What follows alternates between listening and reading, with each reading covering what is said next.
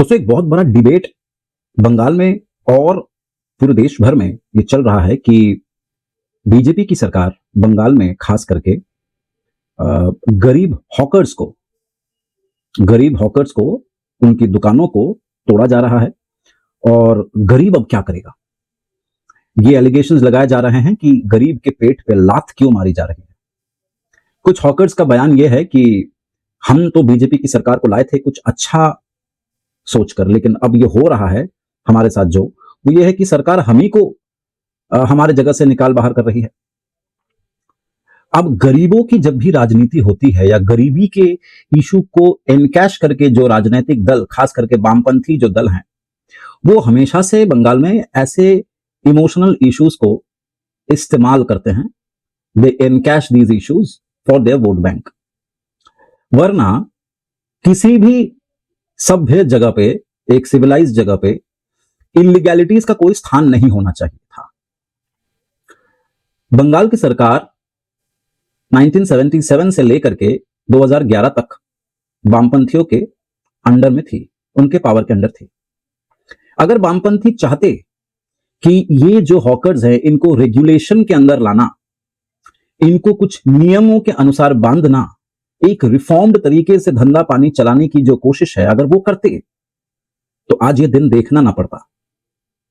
उन्होंने इन इलीगैलिटीज को बढ़ावा दिया अपने वोट बैंक के लिए। और ऐसा भी नहीं है कि हॉकर्स पॉलिटिकल पार्टीज को पैसे नहीं देते हैं। कई सारे हॉकर्स ऐसे हैं जिनसे मेरी पर्सनली बात हुई और उन्होंने ये कहा कि कोई भी पार्टी आए, हमें फुटपाथ पे बैठने के लिए पॉलिटिकल पार्टीज को चंदा देना पड़ता है। और ये सत्य बात कोई पॉलिटिकल पार्टी भूलेगा नहीं। वामपंथियों ने भी हफ्ते लिए हैं दुकानदारों से ताकि वो उस इलीगल जगह पे कब्जा करके अपनी दुकानदारी चला सके। तो गरीबों के इशू को इस्तेमाल करना, गरीबों को इस्तेमाल करना, उनकी इस पॉवर्टी जो एक तकलीफ है, पॉवर्टी रिच जो तकलीफ है, उसको यूज करना अपने पॉलिटिकल बेनिफिट के लिए, ये सदियों से चला आ रहा है। टीएमसी एक कदम आगे और बढ़ गई है क्योंकि टीएमसी के अंडर में कोई एक व्यक्ति हफ्ता नहीं मांगता था। टीएमसी का झंडा दिखा के 2-3 लोग हफ्ता मांगा करते थे, because TMC had a lot of multiple groups with in a singular place. और क्योंकि टीएमसी कोई रेजिमेंटेड पार्टी नहीं है, कोई नियम के अनुसार नहीं चलती है, देयर इज नो स्ट्रक्चर, तो कोई भी मुंह उठा के टीएमसी का झंडा लेकर के पैसे ईंटता था। जब बीजेपी की सरकार नहीं आई थी बंगाल में, तब ये जो हॉकर्स हैं, इनका जो तकलीफ था वो ये हमेशा व्यक्त करते थे कि यार पहले ही अच्छा था, कम से कम वामपंथियों में वामपंथी जब रूल था तो हमें कम से कम एक व्यक्ति को पैसे देने पड़ते थे, अब मल्टीपल लोगों को पैसे देने पड़ते हैं। क्यों देने पड़ते हैं पैसे? क्योंकि आप लोग एक जगह पे इलीगली ऑक्यूपाई करके बैठे हुए हैं और वामपंथी लोग आप जैसे लोगों से सदियों से पैसे लेते आ रहे हैं और टीएमसी के लोगों ने भी वही किया। यानी कि एक इलीगल चीज को बढ़ावा दिया अपने वोट बैंक के लिए। अब जब बीजेपी की सरकार आई है तो वो अपने वोट बैंक से बढ़कर कुछ और सोच रही है, और वो ये है कि देश जो है, राज्य जो है, प्रदेश जो है, वो लॉ के बेसिस पे चलेगा।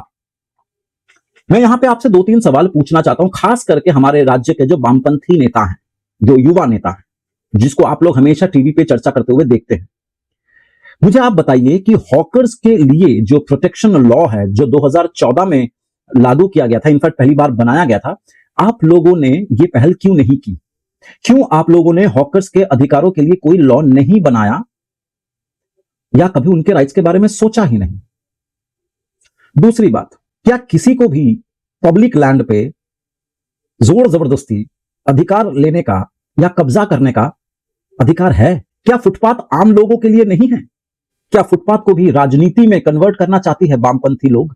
और सबसे बड़ा सवाल तो यह है कि जब पूरे देश में एसआईआर को लेकर चर्चा है, तो यहां बंगाल में ये कम्युनिस्ट लोग फुटपाथ पे हॉकर्स के अधिकारों के इश्यूज के लिए सड़क पर उतरकर प्रदर्शन कर रहे हैं। ये लोग 2014 से पहले या अपने कार्यकाल में कभी भी इन इलीगल ऑक्यूपेंट्स को रिफॉर्म तरीके से प्लेस करने की कभी उन्होंने कोशिश ही नहीं की, क्योंकि वो उनका वोट बैंक है। कितनी दुख की बात है कि गरीबी या गरीबों की तकलीफ के ऊपर अपनी रोटियां सेकने वाले लोग आज गरीबों के लिए लड़ रहे हैं। बंगाल में 250 मीटर दूर एक घर है एयरपोर्ट के सामने, एयरपोर्ट से 250 मीटर दूर एक घर है, वहां पे पिछले 50 साल से एक गरीब के घर में इलेक्ट्रिसिटी कनेक्शन नहीं थी। क्या कर रही थी बंगाल की सरकार? स्किप हो गया होगा या उन्होंने पैसे नहीं दिए होंगे आपको। You are not in favour of the left of the poor, you have just encashed the sympathies of the poor people, you have encashed on poverty. गरीबों के साथ खड़े होने से कुछ नहीं होता, गरीबों को गरीबी रेखा से ऊपर लाने में जो मेहनत लगती है वो आप लोगों ने कभी नहीं की, और इस बात को कोई नहीं झुटला सकता क्योंकि आपके पास 34 साल थे।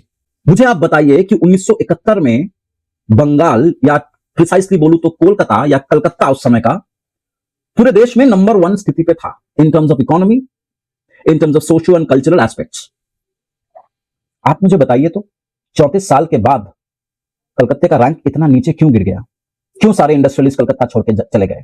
आज आप लोग अच्छी अच्छी बातें कर रहे हैं। बुद्धदेव भट्टाचार्य उस समय के जो तत्कालीन मुख्यमंत्री थे, सज्जन व्यक्ति थे, उन्होंने कोशिश की थी ना कि आपकी मार्क्सिस्ट लाइन ऑफ थिंकिंग से हटकर हम प्राइवेट कंपनीज को बंगाल में लाएं। तो ये तो आप मानेंगे कि प्राइवेट कंपनीज को उस समय भगाना ठीक चीज नहीं हुई थी। अब लोगों के सामने आकर के हमसे गलतियां हुई होंगी, who care for your apologies. Bengal का फ्यूचर बर्बाद कर दिया है आप लोगों ने। There was a time when Bengal was an industrial hub, not only for India, but on the entire South Asia. और अगर मैं संजीव सान्याल जी को कोट करूं तो उन्होंने खुद कहा है कि कलकत्ता को मारा गया है, it was murdered by the leftist rule. तो गरीबों के साथ हैं, ये दावा आप नहीं कर सकते। आप चाहते हैं कि लोग गरीब रहें, एक वर्ग, ताकि आप उनकी तकलीफों के ऊपर अपनी वोट की रोटियां सेक सके। अब कह रहे हैं कि हजारों इलीगल हॉकर्स के ऊपर अत्याचार हो रहा है, और जो सालों से पॉलिटिकल प्रोटेक्शन देके आप लोगों ने इन इलीगल लोगों को बढ़ावा दिया है, उसके बारे में कोई कुछ नहीं बोल रहा। तो इमोशंस पे नहीं, फैक्ट्स पे बात कीजिए। आप सभी वामपंथी लोग, सोशल मीडिया पे बताया जा रहा है कि हॉकर्स को हटाना एक इलीगल काम हो रहा है, जबकि ये बिल्कुल गलत बात है। कानून ये नहीं कहता है। किस कानून की बात कर रहा हूं मैं? स्ट्रीट वेंडर्स प्रोटेक्शन एक्ट 2014 में लागू हुआ था। इस लॉ के बेसिस पे हॉकर्स को राइट्स दी गई हैं, लेकिन वो राइट्स अनलिमिटेड नहीं है। Whenever a law provides certain rights, those rights are always backed with certain responsibilities. इसीलिए एक्ट कहता है कि हम स्ट्रीट वेंडर्स को रेगुलेट करेंगे, रेगुलेशन, ठीक है, उनको एक अधिनियम में बांधेंगे, क्योंकि प्रदेश में विधि का शासन होगा। ये एक्ट जो है वो कभी नहीं कहता है कि रोड्स, फुटपाथ्स, रेलवे स्टेशन की एंट्री पॉइंट्स, इस पे प्राइवेट कब्जा आप कर सकते हो। ये अधिकार नहीं है कि कब्जा कर लिया सरकारी जमीनों पर। आज जो ये गरीब के लिए इतना चिल्ला रहे हैं, जेब से 50 रुपए नहीं निकलेगा। किसी गरीब को अगर देख लेना तो 50 रुपए नहीं निकलता है, लेकिन सोशल मीडिया पे जो आंसू हैं इनके बंद ही नहीं हो रहे हैं। ये आडंबरता है जो हम लोग 50 साल से देख रहे हैं बंगाल में। राइट्स तो है हॉकर्स के पास, लेकिन रिस्पॉन्सिबिलिटीज क्या है? उनको सर्टिफिकेट चाहिए, सर्टिफिकेशन ऑफ वेंडिंग। क्या उन सबके पास है सर्टिफिकेशन ऑफ वेंडिंग? और अगर नहीं है तो कोई रिहेबिलिटेशन नहीं मिलेगा। वो उन्हीं को मिलेगा जिन लोगों के पास सर्टिफिकेशन ऑफ वेंडिंग है। अब सवाल ये उठता है कि उनको पता नहीं था। आप लोगों की जिम्मेदारी थी, टीएमसी वालों की जिम्मेदारी थी, क्योंकि 2014 में उनकी सरकार थी। 2014 में टीएमसी की सरकार बंगाल में थी, तो क्यों नहीं उन्होंने इस चीज को वेंडर्स तक पहुंचाया? ये बात कि आप लोगों को एक सर्टिफिकेशन लेना पड़ेगा, क्योंकि फिर हफ्ता नहीं उठा पाते। अगर पूरी चीज लीगल हो जाती तो लीगल तरीके से धंधा कर रहे तो आप कौन होते हैं हफ्ता उठाने वाले? और आज जब कोई काम लीगल तरीके से हो रहा है तो गरीबों के लिए पीड़ा जाग उठी है आपके अंदर। 26,000 टीचर्स के साथ उनकी जो पेट पे लात मारा है टीएमसी की सरकार ने, आज वो हॉकर्स की पेट की चिंता कर रही है। सुनने में ही अजीब लगता है। तो ये जो कार्य ये लोग कर रहे हैं, ये इनको शोभा नहीं देता है। कोलकाता की ग्राउंड रियलिटीज पे बात करते हैं। शियालदा, हावड़ा, न्यू मार्केट, एस्प्लैनेड, ये सारी की सारी जगह काफी बिजी एरियाज हैं, और इन सब जगह पे आपको फुटपाथ दिखेगा ही नहीं, क्योंकि पूरा का पूरा फुटपाथों के ऊपर दुकानें लगी हुई हैं। लोग सड़कों पे चलते हैं, इसके वजह से ट्रैफिक जाम होती है, इसके वजह से कई बार एम्बुलेंसेज नहीं क्रॉस कर पाती। फुटपाथ किसी की बाप की जागीर तो है नहीं, राइट? और जो नियम में है वो 2/3 और 1/3 का हिसाब है कि भैया 1/3 आप दुकान लगा सकते हैं। लेकिन ये सब चीजें तभी हो सकती है जब आपके पास एक सर्टिफिकेशन ऑफ वेंडिंग होगी, एक प्रॉपर तरीके से देश चलेगा। भाई गरीब होना कोई सर्टिफिकेट नहीं है कि आप कुछ भी कर सकते हैं। टैक्स तो जनता भी देती है, क्या उनका अधिकार नहीं है कि वो फुटपाथ पे चल सके? ट्रैफिक जैम एक परमानेंट एक बीमारी बनकर रह गया है कलकत्ते में। मैं पूछना चाहता हूं टीएमसी के नेताओं से कि क्यों नहीं आप लोगों ने इन वेंडर्स के लिए रजिस्ट्रेशन करवाया? क्यों आप लोगों ने इनको सर्टिफिकेशन ऑफ वेंडिंग प्रोवाइड करवाया? मैं पूछना चाहता हूं वामपंथियों से कि उस समय आप कहां थे जब ये लोग इलीगली जमीन को कब्जा कर रहे थे? कहां थे आप लोग? गरीबों की छत्र छाया में जो पलने वाली सरकार थी आपकी, जिन्होंने बंगाल को सिर्फ मारा नहीं है, बंगाल के आने वाले फ्यूचर तक को बर्बाद किया है आप लोगों ने। आप मुझे बताइए कि आज के तारीख में अगर कार्ल मार्क्स भी जिंदा होते ना, तो वो शायद कम्युनिस्ट मैनिफेस्टो लिखते नहीं, क्योंकि दुनिया बदल रही है।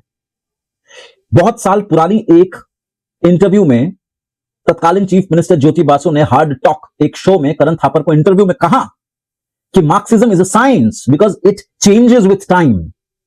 आप लोग चेंज नहीं होना चाहते क्या? आप लोग उसी गरीबी के नीचे, गरीबों के साथ गरीबी गरीबी गरीबी कहते कहते उन्हीं को इस्तेमाल करके, उनकी इमोशन को, उनकी तकलीफों को इस्तेमाल करके राजनीतिक सत्ता में आने की कोशिश कर रहे हैं। तो मोरालिटी मर चुकी है क्या अंदर? अगर तकलीफ है गरीबों के लिए, तो गरीबों को गरीबी रेखा से ऊपर लाने की कोशिश क्यों नहीं किया आप लोगों ने? क्योंकि उसके लिए इन्वेस्टमेंट्स चाहिए, you need to generate work. लेकिन आप लोगों को यह सब कभी सोचा ही नहीं आप लोगों ने। सेक्टर 5 का वो इंफो टेक सेंटर जो आप लोगों ने बनाया था, that is the only area, apart from that few important heavy industries. लेकिन जो भी आप लोगों ने करा था, क्या वो 34 साल लगते हैं उसको करने में? 34 इयर्स। ज्योति बासु साहब का एक्सप्लेनेशन यह था कि हम लोग काफी लेट शुरू किए, क्योंकि जब उनको सत्ता मिली थी 77 में, तब बंगाल की स्थिति बहुत खराब थी, कांग्रेसों ने बर्बाद कर दिया। ठीक है, अग्रीड। लेकिन नीति में क्यों परिवर्तन नहीं आया? सोच में क्यों परिवर्तन नहीं आया? जब एलपीजी रिफॉर्म्स चल रहे हैं, यू नीड टू अंडरस्टैंड कि आप लोग बंगाल के ऊपर रूल कर रहे थे। बंगाल भारत के अंदर आता है। It was never a republic of Bengal, it was a state within the republic of India. तो जब इंडिया एलपीजी को प्रमोट कर रही है, जब इंडिया ग्लोबलाइज हो रही है, व्हाई डिडंट यू? क्योंकि आपको गरीबों के ऊपर अपनी राजनीति करनी थी, उनके तकलीफों और आंसुओं को पोंछते हुए राजनीति करनी थी। बीजेपी का कहना यह है कि पब्लिक स्पेस साफ सुथरे होने चाहिए। और ऑनेस्टली देखा जाए ना, तो यह आर्गुमेंट बहुत अनरीजनेबल है भी नहीं। ऐसे बहुत सारे गरियाहाट में हॉकर्स हैं जिनके पास करोड़ों की प्रॉपर्टीज हैं। बहुत सारे ऐसे हॉकर्स हैं जिनके घर में स्प्लिट एसी लगा हुआ है। सो ये जो क्लासिफिकेशन ऑफ हॉकर्स है, इसके बारे में क्यों नहीं बात कर रहे आप लोग? Why are you clubbing the entire hawkers as poor? क्यों आप लोग रेलवे स्टेशन के एंट्रेंस पॉइंट्स को ब्लॉक करते हैं या करते आ रहे हैं? तो पब्लिक इंटरेस्ट के लिए आप लोगों ने कभी नहीं लड़ा। आप लोगों ने लड़ा है तो पब्लिक प्रेशर की वजह से लड़ा है। पॉलिटिकल प्रेशर होता अगर हॉकर्स को हटाया जाता, इसीलिए आप लोगों ने उस पॉलिटिकल प्रेशर का आके दबकर उस चीज को पब्लिक इंटरेस्ट का कपड़ा पहना के लोगों के सामने 34 साल से प्रेजेंट किया है। उसके बाद टीएमसी के सरकार ने उसको तो किया ही, साथ में लूट भी लिया।